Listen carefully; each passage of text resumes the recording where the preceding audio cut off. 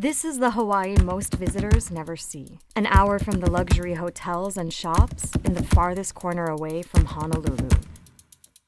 It's the Hawaiians' Hawaii, working class and proudly native, where locals will tell you Hawaii is occupied by the US, that it has been for 124 years, and that it'll one day be free. We came here to see the native sovereignty movement in action.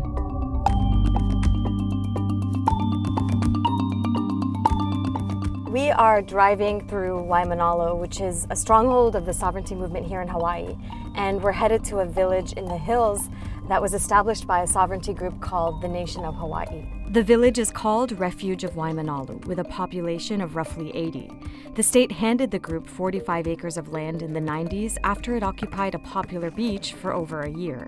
Bumpy Kanahele is the group's leader and head of the village. Do you have your own passport here in the Nation of Hawaii? We have things ready to print out for the passports. Can I apply for one? They are banning Muslims in the U.S. We're taking in citizenship applications now, so any of you disgruntled Americans want to come on by, come to Hawaii, come visit us in Oahu, and we'll be more than happy to accommodate you.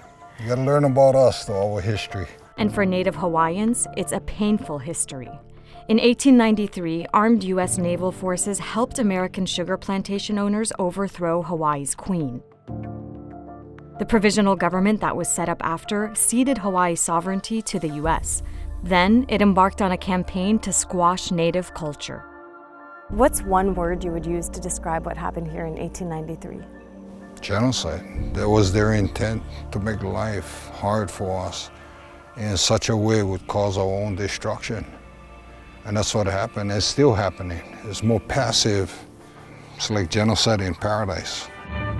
It's made official at the White House. President Eisenhower congratulates the new congressional representatives of Hawaii, adding the 50th and southernmost state. Hawaii officially became America's 50th state in 1959. In 1993, the U.S. formally apologized for its involvement in the illegal overthrow of the sovereign Hawaiian kingdom, 100 years after the fact. That's where the story of how Bumpy wrangled these lush foothills begins. In that apology resolution, the U.S. admitted that Native Hawaiians had never relinquished their sovereignty. Armed with that fact, Bumpy and 300 others occupied Makapu'u Beach. They set up tents and blocked the area for 15 months. Hawaii's governor asked Bumpy to end the occupation in exchange for a 55-year lease on this land. Part of the agreement was that if and when a sovereign Hawaiian nation is established, this land would become part of it.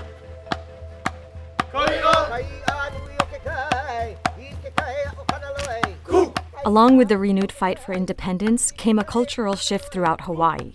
Native Hawaiians began reclaiming traditions that were once actively suppressed. That meant teaching youth language and dance, getting traditional tattoos using ancient techniques, and fostering traditional farming and food making. But in reality, not much has changed. Everyone we talked to during our week there repeatedly stressed that Hawaii continues to be occupied illegally. Military complex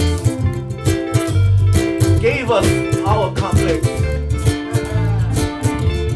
PTSD, post-traumatic syndrome. 124 years have gone, but we are still here, standing strong. At a gathering of musicians and activists in Honolulu, the inherited pain was palpable. Y'all come from very deep hurt. A crime has been committed, still being committed. That is part of our struggle to maintain rights, but more importantly, what are those rights rooted in? And those rights are rooted in a country that had its sovereignty and recognition stolen by the United States. Businessmen, sugar barons, they wanted to soak up the land. Bumpy sees his village as a model for self-determination, but for now, it's still partially on the grid. The village runs off 200 amp boxes with houses sharing power. Nobody can have a hot stove going, like one of those hot plates, or like a blow dryer. They gotta watch all of that. It's everybody's in the same house. Because you guys are off the grid. Yeah. So what does it mean for running water? We're currently working on getting water from the mountains. Brandon is Bumpy's nephew and one of the village leaders. We're not politicians, we're not lawyers, we're not these highly schooled individuals. We're just Hawaiians. exercising our rights over here. 20-year-old Pilipo was born and raised here. Yeah, going to school, I had to leave here. Had to go to school, had to get an education because that's the required law. I could have been homeschooled, but I'd rather go out, make friends. When people ask you, where do you live, what do you say? People ask me where I live, I tell them I live in Puanua, Waimanalo, or we just call it Sovereignty. You call this place Sovereignty? Yeah. For some Native Hawaiians on the outside, sovereignty movements like Bumpy's are beyond symbolic. They have a real impact. Overall, you need those type of people. If we don't shake up things, Hawaiian language would have never been approved to be taught as a foreign language. We wouldn't have Native Hawaiian agencies to provide us with better health and wellness and nutrition, education. So we fought for a lot to receive a lot. What's your message to Americans in the United States who might not know much about Hawaii's history or what you're doing here? I don't know if I want to talk to the people of America. They like battling with each other right now, right? And so all I can say is we've been there.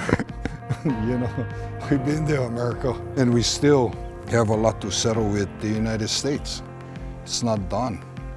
Hey guys, it's Dena. Be sure to check out the last video in this series where I take you back to the studio and reflect on what I've seen and learned in my week here in Hawaii. And let us know what you think.